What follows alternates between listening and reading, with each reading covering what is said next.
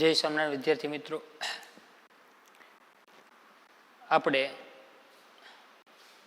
ગયા લેક્ચરની અંદર કક્ષક એટલે શું તેની માહિતી મેળવી, સામાન્ય ઇલેક્ટ્રોનની રચનાની ચર્ચા કરી. ત્યારબાદ હવે આપણે આઈયુપીએસસી ઇલેક્ટ્રોનની રચના છે એ શીખવાના છીએ. બરોબર. તો એ પહેલાં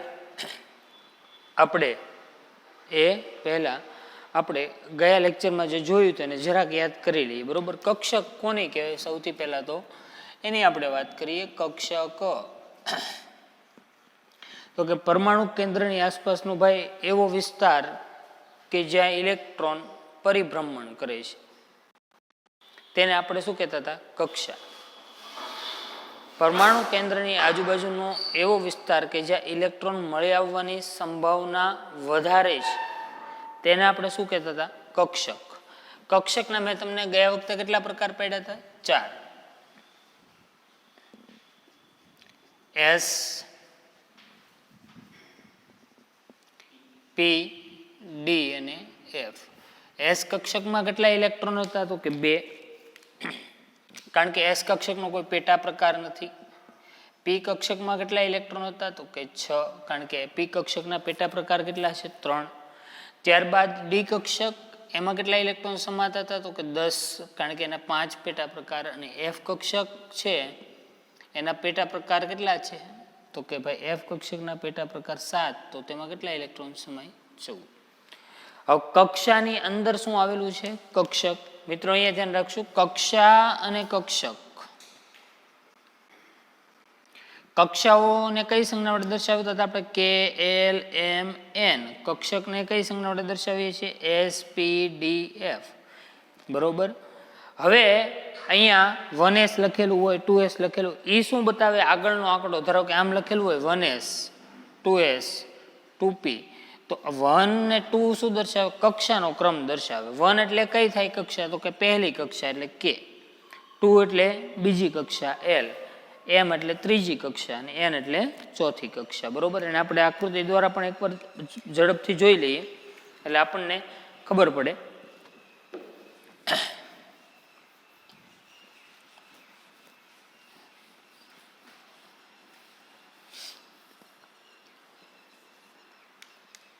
ચલો, પરમાણુ કેન્દ્ર.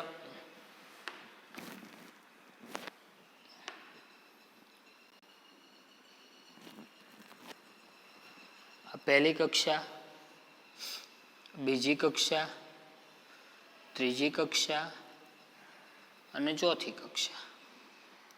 પહેલી કક્ષા કઈ છે? તો કે K, બીજી L, ત્રીજી M, ચોથી N. પહેલી કક્ષામાં કેટલા ઇલેક્ટ્રોન સમાઈ શકે? તો કે 2. બીજી કક્ષામાં 8, ત્રીજીમાં 18 અને ચોથીમાં 32. કે કક્ષા છે એની અંદર કક્ષક માત્ર કઈ છે? એક S જ છે. S કક્ષકમાં 2 ઇલેક્ટ્રોન સમાઈ શકે. L કક્ષા છે એની અંદર S અને P, M ની અંદર S, P, D અને N ની અંદર S, P, D, F.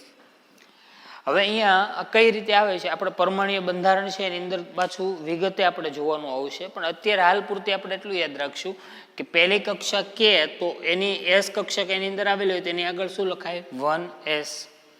L કક્ષા બીજી કક્ષા છે તો એમાં આવેલી કક્ષકો કઈ થાય? 2s અને 2p. ત્યારબાદ 3s, 3p, 3d, 4s, 4p, 4d અને 4f. ઓકે. તો આ જે નંબર છે 1, 2, 3, 4, એ શું દર્શાવે છે? આપણને કક્ષાનો ક્રમ, કઈ કક્ષા છે. બરોબર. અને એની અંદર કઈ કઈ કક્ષકો આવેલી છે તેની આપણે ચર્ચા કરીએ છીએ. ઓકે. તો હવે આપણે શીખવા જઈ રહ્યા છીએ ઇલેક્ટ્રોનીય રચના. બરોબર. ઇલેક્ટ્રોનીય રચના એટલે અગાઉ પણ મેં તમને કીધું હતું કે ઇલેક્ટ્રોનીય રચના એટલે ઇલેક્ટ્રોનની ગોઠવણી. પરમાણુ કેન્દ્રની આજુબાજુ કક્ષકો અને કક્ષાઓ છે, એમાં કક્ષકો છે, એમાં ઇલેક્ટ્રોન કઈ રીતે ગોઠવાયેલા છે એ આપણે શીખીએ છીએ. બરોબર. તેને આપણે ગોઠવણી કરતા જઈએ એને શું કહીશું? ઇલેક્ટ્રોનીય રચના. બરોબર. આની પહેલા આપણે ઇલેક્ટ્રોનીય રચના શીખી હતી. ઇલેક્ટ્રોનીય રચના કઈ હતી? સામાન્ય. જેવા જ નિયમો કક્ષામાં છે એ જ બાબતો ક્યાં લાગુ પડે? કક્ષકમાં. પહેલા સૌથી કેન્દ્રથી નજીકની કક્ષા ભરાય, પછી દૂરની ભરાય. એવી જ રીતે જો પહેલી કે કક્ષા ભરાતી હોય તો પહેલા કઈ કક્ષક ભરાય, તો કે એસ. ઈ ભરાઈ ગયા બાદ ઇલેક્ટ્રોન ક્યાં ભરાવાનો છે, આગળની કક્ષકમાં. ધારો કે 1s છે તો કે એસ કક્ષકમાં કેટલા ઇલેક્ટ્રોન ભરાય, તો કે 2. તો 1s ભરાઈ ગયા બાદ ઇલેક્ટ્રોન ક્યાં ભરાવાનો છે, 2s માં. 2s ભરાઈ ગયા બાદ ઇલેક્ટ્રોન ક્યાં ભરાવાનો છે, 2p માં. 2p માં ભરાઈ ગયા બાદ ઇલેક્ટ્રોન 3s, 3p, 3d. આવી રીતે ક્રમવાઇઝ ભરાય. બરોબર. તો ચાલો સૌથી પહેલા આપણે હાઇડ્રોજનથી શરૂઆત કરીએ. અહીંયા હું બે પ્રકારની ઇલેક્ટ્રોનની રચના લખીશ, સામાન્ય અને આયુપીએસી. પહેલા તત્વની સંજ્ઞા, પછી તત્વની સામાન્ય ઇલેક્ટ્રોનીય રચના અને પછી તત્વની આયુપીએસી ઇલેક્ટ્રોનીય રચના. હવે આપણે કક્ષામાં તો ડાયરેક્ટ ઇલેક્ટ્રોન લખી નાખતા. કક્ષકમાં ઇલેક્ટ્રોન ભરાય તો કેમ લખાય? ધારો કે 1s કક્ષક છે એમાં એક ઇલેક્ટ્રોન છે તો એમ દર્શાવાય કેમ? જો ચોક્કસ પદ્ધતિ છે એના માટે. તો કે 1s કક્ષકમાં ઇલેક્ટ્રોન હોય તો એને દર્શાવવા માટે અહીંયા 1 લખવું પડે. તો વંચાય શું? 1s1.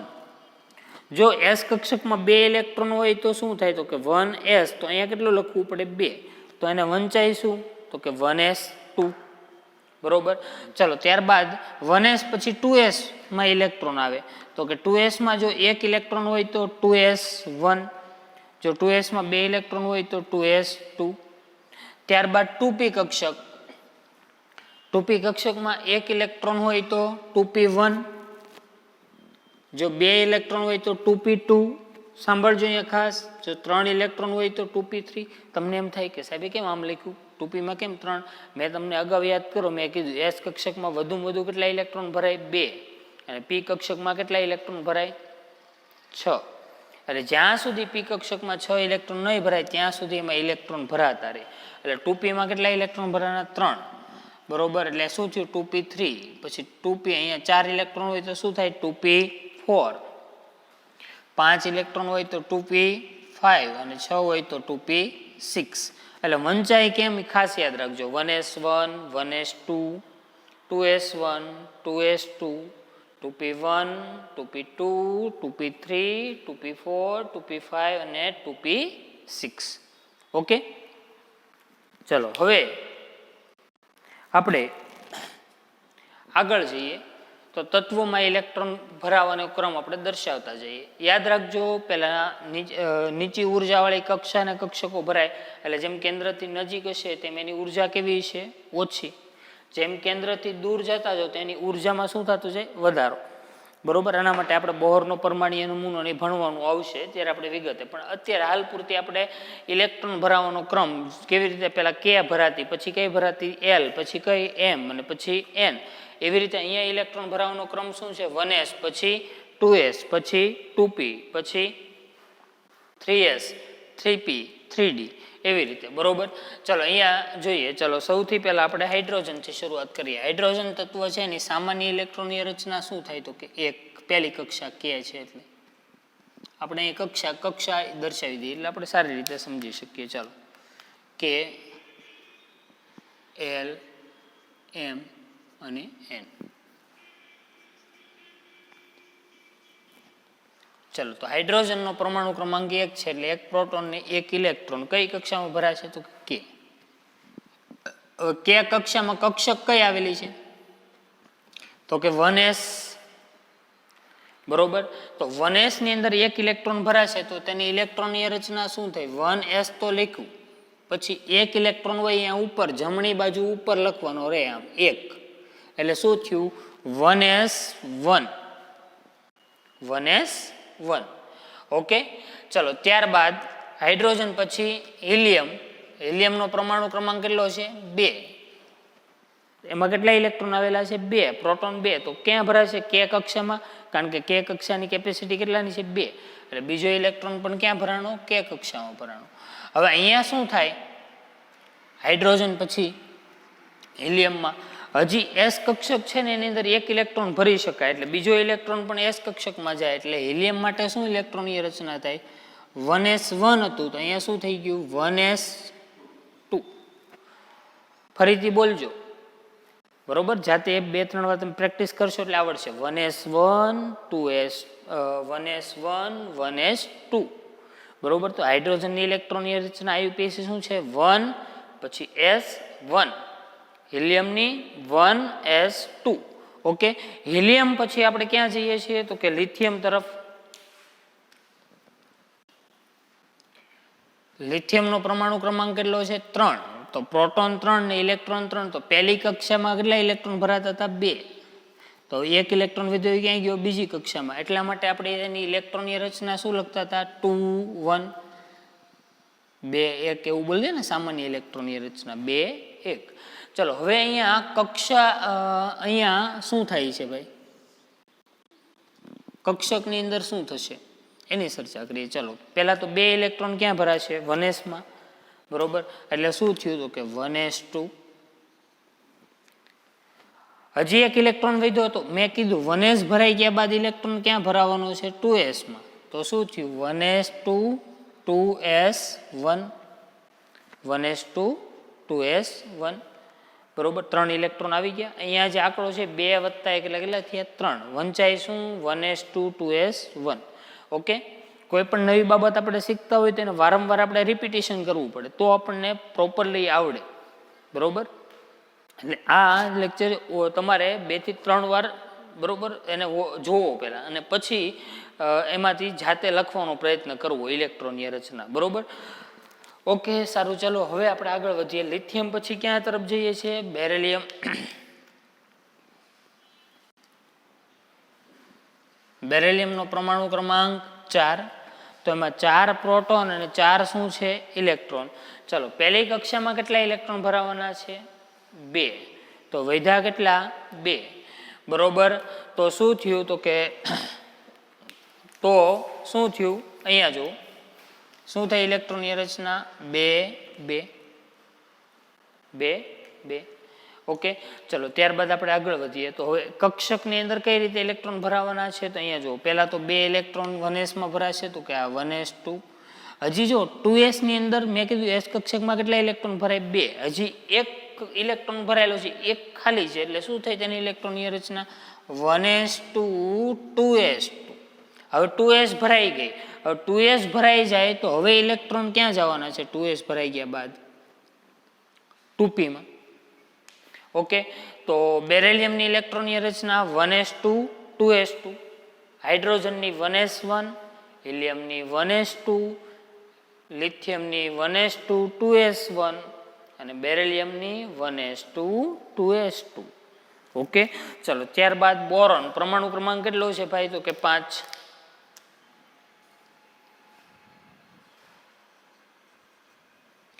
ઇલેક્ટ્રોનની રચના લખવી હોય તો બોરોનમાં 5 પ્રોટોન અને 5 ઇલેક્ટ્રોન. ચાલો પહેલી કક્ષામાં કેટલા? 2 ઇલેક્ટ્રોન. હજી ઇલેક્ટ્રોન કેટલા વધ્યા? 3. તો એ કઈ કક્ષામાં ભરાશે? L, બરોબર? તો બોરોનની સામાન્ય ઇલેક્ટ્રોનની રચના શું થાય? 2 3, જે આપણે અગાઉ શીખેલા જ છીએ.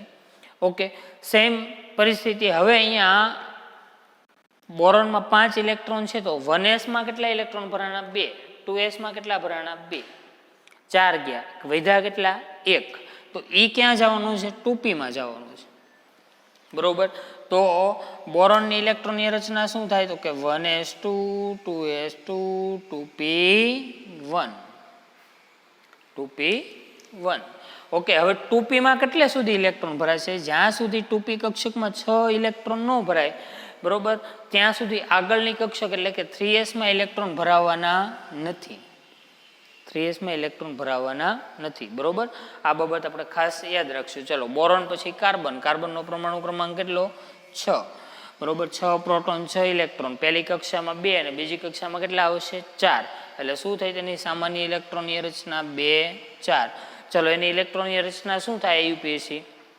તમે વિચારી શકો. 1s માં 2 2s માં 2. તો વધ્યા કેટલા ઇલેક્ટ્રોન? હજી 2. તો એ બંને ઇલેક્ટ્રોન ક્યાં ગોઠવાશે? 2p ની અંદર ગોઠવાશે. એટલે ઇલેક્ટ્રોનની રચના શું થઈ? 1s2 2s2 2p1. 1s2 2s2 2p2. Okay, ફરીથી જે યાદ અપાવી દઉં કે કક્ષક લખીએ ને આગળનો આંકડો શું બતાવે, કક્ષાનો ક્રમ, કઈ કક્ષા છે એ બતાવે. ઉપર જે લખીએ છીએ સાઈડમાં જમણી બાજુ ઉપર લખીએ, બરોબર, એ શું બતાવે, ઇલેક્ટ્રોનની સંખ્યા. તો જુઓ, કાર્બનના ઇલેક્ટ્રોન ગણો, 2 + 2 + 2 કેટલા થયા, 6. ઓકે, ચલો ત્યારબાદ કાર્બન પછી આપણે ક્યાં જવાના છીએ, નાઇટ્રોજન તરફ. નાઇટ્રોજનનો પરમાણુ ક્રમાંક કેટલો છે, 7. 7 પ્રોટોન 7 ઇલેક્ટ્રોન. ચલો પહેલી કક્ષામાં કેટલા ઇલેક્ટ્રોન ભરાણા, 2, અને બીજી કક્ષામાં કેટલા ઇલેક્ટ્રોન ભરાણા, 5. તો શું થાય એની ઇલેક્ટ્રોનની રચના, 2 5. ચલો હજી ઇલેક્ટ્રોન ક્યાં ભરાવાનો છે, તો કે 1s માં 2 ઇલેક્ટ્રોન આવ્યા ભાઈ. તો 1s2 2s2 2p. હજી 2p માં જગ્યા છે 4 ઇલેક્ટ્રોન ભરવાની, એટલે નવો ઇલેક્ટ્રોન ક્યાં આવશે, તો કે 2p માં. તો શું થાય તેની ઇલેક્ટ્રોનની રચના નાઇટ્રોજનની, 1s2 2s2 2p3. બરોબર, ફરીથી યાદ અપાવી દો, હાઇડ્રોજનમાં એક જ ઇલેક્ટ્રોન છે એટલે પહેલી કક્ષકમાં ભરાણો, એટલે શું થાય ઇલેક્ટ્રોનની રચના, 1s1. બરોબર, હિલિયમમાં 2 ઇલેક્ટ્રોન, એટલે 1s માં 2 ઇલેક્ટ્રોન સમાવવાની ક્ષમતા, એટલે 1s2. ત્યારબાદ લિથિયમમાં 1s માં 2 ભરાણા, એટલે વધ્યો એક, એટલે એ ક્યાં ગયો, 2s માં, એટલે શું થયું, 1s2 2s1. ચલો ત્યારબાદ બેરિલિયમ, 4 ઇલેક્ટ્રોન છે, તો પહેલી કક્ષક 1s2, એમાં 2 ઇલેક્ટ્રોન આવી ગયા, તો વધ્યા કેટલા, 2, તો એ શેમાં જશે, 2s માં, તો શું થયું, 2s2. ચલો ત્યારબાદ બોરોન. બોરોનની અંદર આપણે જોઈએ તો ટોટલ ઇલેક્ટ્રોન કેટલા છે, 5. તો 1s2 માં 2 ભરાણા, 2s2 માં 2 ભરાણા અને 2p1. બરોબર, એટલે 5 ઇલેક્ટ્રોન આવી ગયા. તેવી જ રીતે કાર્બનમાં 1s2 2s2 2p2. ઓકે, ચલો ત્યારબાદ કાર્બન પછી આપણે નાઇટ્રોજન અને પછી ઓક્સિજન, પરમાણુ ક્રમાંક 8. પહેલી કક્ષામાં 2 અને બીજી કક્ષામાં 6. બરોબર, એટલે 8 ઇલેક્ટ્રોન થઈ ગયા, એટલે સામાન્ય ઇલેક્ટ્રોનની રચના 2 6. ચલો IUPAC લખવી હોય તો મેં તમને કીધું કે હજી કેટલે સુધી ઇલેક્ટ્રોન ભરાય છે, જ્યાં સુધી p કક્ષકમાં 6 ઇલેક્ટ્રોન ન થાય ત્યાં સુધી ઇલેક્ટ્રોન ભરાય. તો એની ઇલેક્ટ્રોનની રચના શું થાય આપણે જોઈ શકીએ, 1s2 2s2 2p4 2p4. Okay, ચલો ઓક્સિજન પછી પરમાણુ ક્રમાંક 9 ફ્લોરિન. ફ્લોરિનમાં 9 પ્રોટોન 9 ઇલેક્ટ્રોન, એટલે ઇલેક્ટ્રોનની રચના શું થાય, 2 7. ઓકે, ચલો શું થશે, તો કે 1s2 2s2 2p4 ની જગ્યાએ હવે શું થઈ જશે, એક ઇલેક્ટ્રોન વધી જાય, કારણ કે ગણો તો 2 + 2 4, 4 ને 4 8, પણ ફ્લોરિનમાં 9 ઇલેક્ટ્રોન છે એટલે 2p5. અને ત્યારબાદ 10મો પરમાણુ ક્રમાંક કોણ આવશે, તો કે નિયોન. નિયોનની સામાન્ય ઇલેક્ટ્રોનની રચના 2 8. શું થશે ઇલેક્ટ્રોનની રચના, 1s2 2s2 2p6. જો p કક્ષક અહીંયા ભરાઈ ગઈ, p કક્ષકમાં કેટલા ઇલેક્ટ્રોન આવ્યા, 6. હવે 2p ભરાઈ ગયા બાદ હવે ઇલેક્ટ્રોન ક્યાં જવાનો છે, તો કે 3s માં. 3s ભરાઈ ગયા બાદ ઇલેક્ટ્રોન ક્યાં જશે, 3p માં. એટલે જેવી રીતે કક્ષામાં ઇલેક્ટ્રોન ભરાય એમ જ ક્યાં ભરાણા, કક્ષકની અંદર. આ બાબત ખાસ આપણે યાદ રાખશું. ઓકે,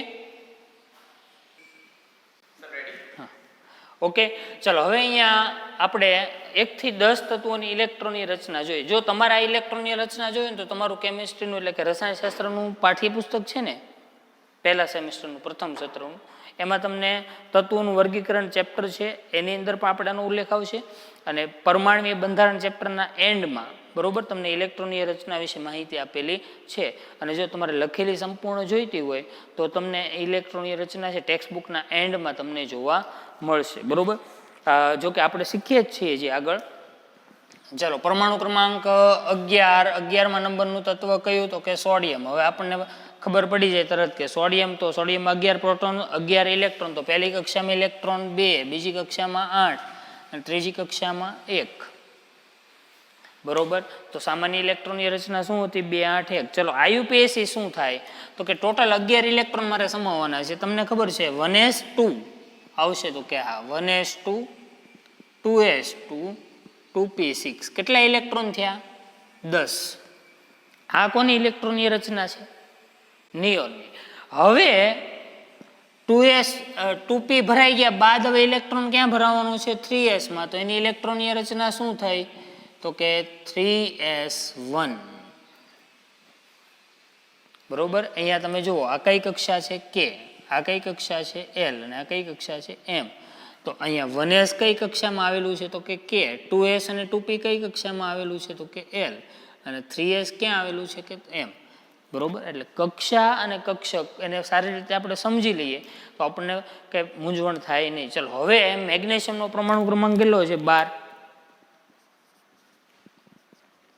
મેગ્નેશિયમનો પરમાણુ ક્રમાંક 12 હોય તો તેની ઇલેક્ટ્રોનની રચના શું થાય 2 8 1 પછી શું થઈ છે 2 8 2, કારણ કે એક ઇલેક્ટ્રોન વધી ગયો, 12 પ્રોટોન ને 12 ઇલેક્ટ્રોન. ચાલો એની ઇલેક્ટ્રોનની રચના લખવી. નવો ઇલેક્ટ્રોન જો હજી 3s માં જગ્યા ખાલી છે, s કક્ષક આવે એટલે કેટલા ઇલેક્ટ્રોન વધુમાં વધુ 2, p માં કેટલા 6, d માં 10 અને f માં 14. તો ઇલેક્ટ્રોનની રચના શું થાય તો કે 1s2 2s2 2p6 3s2 3s2. Okay. Magnesium પછી પરમાણુ ક્રમાંક 13 એલ્યુમિનિયમ. ચલો એની ઇલેક્ટ્રોનની રચના બતાવી હોય તો સામાન્ય 2 8 3. ચલો 3s ભરાઈ ગઈ તો હવે ઇલેક્ટ્રોન ક્યાં ભરાવાનો છે 3s પછી કોણ આવ્યું તો કે 3p.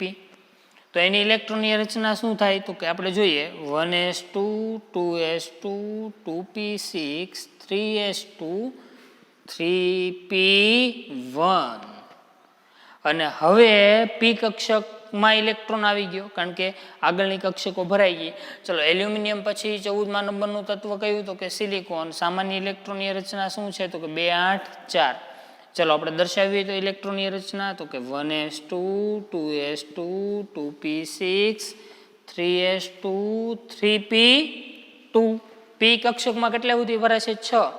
બરોબર. 15મા નંબરનું તત્વ ફોસ્ફરસ.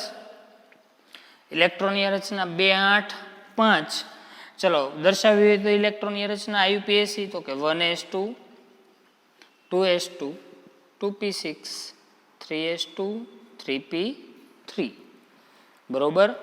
તો આ રીતે આપણે 15 પરમાણુ ક્રમાંક સુધીની ઇલેક્ટ્રોનની રચના શીખ્યા. આપણે 30 સુધીની ટોટલ શીખવાની છે. કાલના લેક્ચરમાં આપણે 30 સુધીની શીખી અને પછી આપણે ચેપ્ટર એટલે આપણું પ્રકરણ છે બરોબર તત્વોનું વર્ગીકરણ વાળું શરૂ કરવાના છીએ. એટલે કાલનો એક બેઝિક કેમિસ્ટ્રીનો આપણો લેક્ચર અને પછી આપણે આગળ વધશું. ઓકે. અને એ પહેલા તમારે 3 તત્વોની ઇલેક્ટ્રોનની રચના જાતે લખવાનો પ્રયત્ન કરવાનો છે. બરોબર. અને કાલે ફરી હું તમને પાછું યાદ અપાવીને પછી આપણે પાછા આગળ વધશું.